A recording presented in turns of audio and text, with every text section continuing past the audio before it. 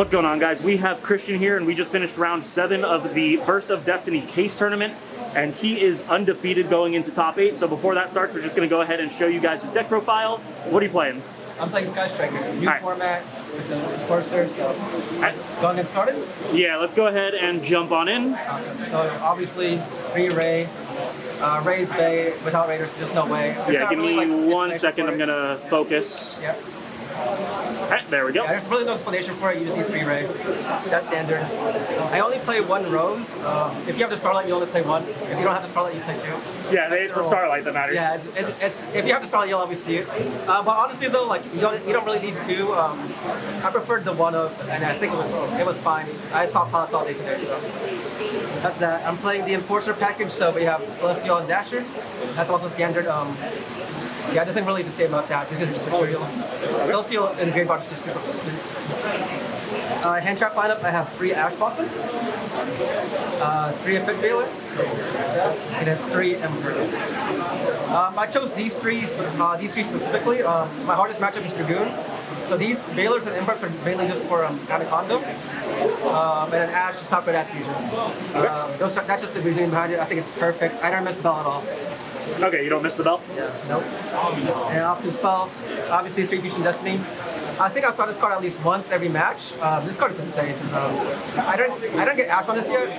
When that happens, it's gonna be really bad. But usually, sometimes I have multi-roll up, so this cannot get Ash.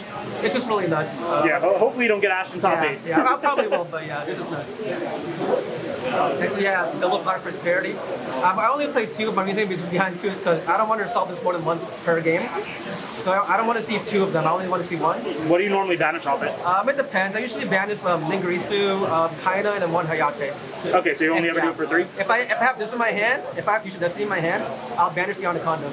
Okay. Yeah, so it just depends. But I really like this card. It helps you dig for like your pilot or for Fusion Destiny. It's really nice.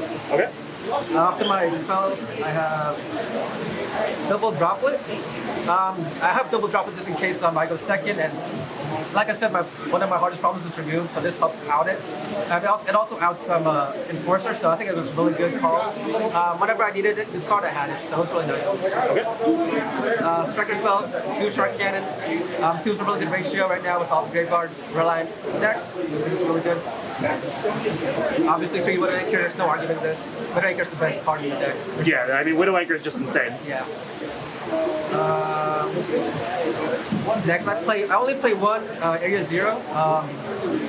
I only liked it. Actually, this is my first time playing 1, and I actually liked it a lot. Because there's times where you see 2 and it's just really bad, but 1 it's fine. So I think I like this a lot. I don't know if I would change it in the future, but 1 for now is good. Okay. 1 Drone, obviously it's at 1. Engage, obviously it's at 1. It's the best card in the deck. Multi-roll at 1. Eagle Booster at 1. Some people don't play Eagle Booster. I like this a lot, especially when I'm trying to make Anaconda, because this just protects Anaconda from resolve. Okay, that's interesting. Yeah. One Afterburner is really good too. And then up to my 1 of spell cards, I have 1 Rhoda, obviously, it's your 7th Ray, Upstart Goblin, Combat Grave, and then the 1 Terraforming to search Area 0. So whenever you have this and Area 0 in your hand, it's totally fine because you just use this to target with Area 0. So okay. It doesn't even play. Makes sense. And then the last 3 cards, my Spices, there can be only 1 in the game. And how's that been playing out today? Oh, it's a great. A lot of people here were playing Phantom Knights, so this card's really good against that. It's okay against Drytron and Virtual World. I played against a Literalist Death, and this card was nuts. And against Invoke, if you're playing Shadal, Dogmatica was lit. If you use this on their Ecclesia, they can't get to Maximus, so it's really nice too. Okay. This card was really good. So then let's see the extra deck really quick. Yeah. Extra deck wise, I have Kagari. Obviously the best striker link. It's really good, so you can play 3 of it. 2 Hayate. You only need 2. If you need 3, you're a bad player. That's literally everybody says that, and like I believe it. So I've never needed to go to 3. Okay. The weird thing I did with my deck is I played 2 Shizuku. You didn't miss the 3rd? I didn't miss the 3rd. The reason why I played 2 instead of 3, the 3rd one I usually banish with Prosperity, and then Instead, I opted to play, for the slot to replace it, I opted in for Nigirisu because I just really need something to out Dragoon. That's my hardest card I have to like face again. So Okay, so that's just a Dragoon out. So yeah, pretty much. And then whenever I play Prosperity, I usually just banish this, so I'm not missing the third Shizuku. Okay. That's fine. One Kaina. Using one just in case, just to save you from like getting OTK. And just so you can win in time. Yeah, exactly. One Zeke, and then we have the Celine package still. Yeah, this package I'll never cut it. It's just super good. Yeah, I mean, a free OTK is a free OTK. Yeah, it's just the only way we can really go for game. And obviously I played the one Anaconda and then the one Destroyer Phoenix Enforcer. This card is absolutely nuts. Yeah, this card, I can't say enough about this card. It can remove itself from the field so your striker spells are live. A non-targeting pop, which is really good, and it comes back every turn. This card's nuts. You have to play this card in this deck. Yeah, that card's actually crazy. And let's just see the side deck really quick and wrap it up. So for side deck, I have Harpy's Feather Duster at 1, and 2 Cosmic Cyclones. These are my back row hate decks. I didn't miss anything else. I think it's totally fine. Yeah, I can't really say much about this. I didn't draw Harpies at all today, so I didn't really do so much. 1 Banker Tops, 1 Droplet. Okay, so you side the third? Yeah, this is the third one I have. I sided. I only made 2 because just in case I need it. Banker Tops is just a good generic side deck card. Okay. And then for my rest, I have 3 Lancia. I thought a lot of people, I put this card in because there's going to be a lot of PK players here today. So I thought it was pretty good to side in. I mean, it also is really good against Tri Brigade. Yeah, it's really good against Tri Brigade too. Like, just a lot of different decks. I think it's really good. I chose this over Nibiru today. Okay. I feel like Nibiru was going to get cross-outed or Appaloosa, so I chose this instead. Okay.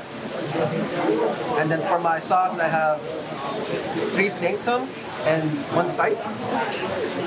This card's just really good. I'll show you the next 3 cards. I also played 3 D barriers.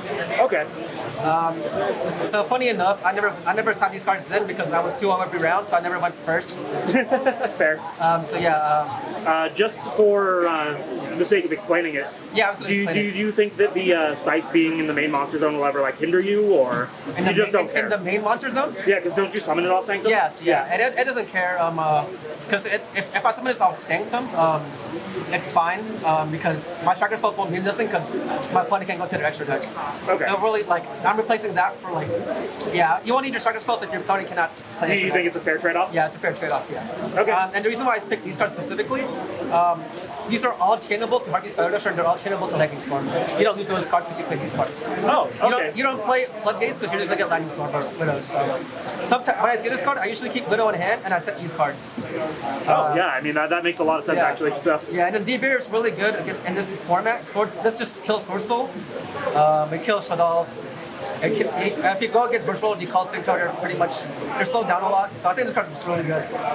So yeah, that's my side. So that's it for deck profile. All right, do you have any like shout-outs or anything else you want to say? Shout out to my homies Berlin and Nick. They always test with me, so shout out to them. Shout out to Alex for this deck profile. I hope hey, subscribe, notification bell, smash that like button, whatever they all say. So yeah, and shout out to the People's Card Shop because this is a really awesome thing they do. The fact that they have this shop specifically for like Yu-Gi-Oh and other card games, it's really dope. So that's it. All right, well, there you guys have it. The Undefeated Sky Striker deck profile. Make sure, like he said, like, comment, subscribe. You know the deal. I will see you guys next time.